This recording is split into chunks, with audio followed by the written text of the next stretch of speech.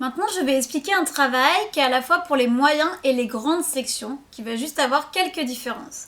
C'est un travail de repérage sur le quadrillage. D'abord, vous allez donc tracer un quadrillage. Là, le quadrillage est plus petit que ceux qu'on a déjà pu voir dans d'autres exercices. Il fait au moins 10 sur 10, que ce soit pour les moyens ou pour les grands. Même pour les moyens, 10 sur 10.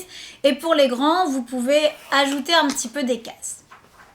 Donc ça, vous le faites 2 fois. Vous en faites un pour vous et un pour votre enfant, exactement identique.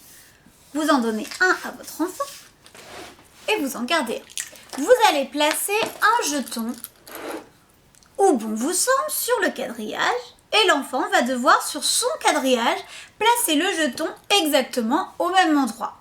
Donc il faut lui expliquer, s'il ne trouve pas tout de suite, qu'il va falloir compter comment on se déplace sur le quadrillage. On repère la colonne, la ligne et on compte à combien de carreaux on a placé le jeton. On compte sur le modèle. 1, 2, 3, 4, etc. Donc on trouve l'endroit, on le met au même endroit. Ça, on va le faire plusieurs fois avec un jeton. C'est selon si on est plus près des bords ou en plein milieu, c'est plus ou moins facile. On va vérifier que l'enfant a déjà bien compris pour placer le jeton au même endroit.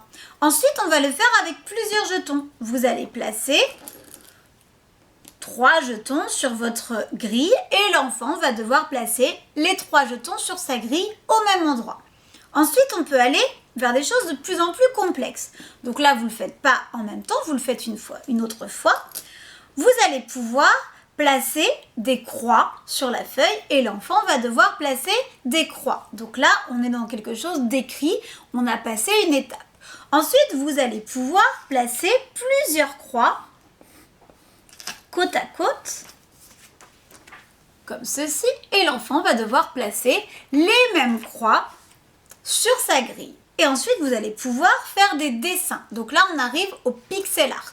Donc là, il y a plein de choses que vous pouvez trouver à imprimer si vous avez une imprimante. Les enfants, en général, de grandes sections, y arrivent très bien. Pour les moyens, on s'en tient ici, on s'arrête là. Pour les grands, on peut aller vers des reproductions de figures où on va colorier les cases à l'identique du modèle. Donc soit votre modèle que vous créez, soit des choses que vous pouvez imprimer directement. Et aussi, ce placement-là vous permet de jouer à la bataille navale. Mais attention, c'est bien plus compliqué de jouer à la bataille navale parce qu'il y a un repérage avec les cases et là pour l'instant on ne l'a pas travaillé. Donc vous pouvez juste annoncer à votre enfant que nous allons bientôt pouvoir jouer à la bataille navale.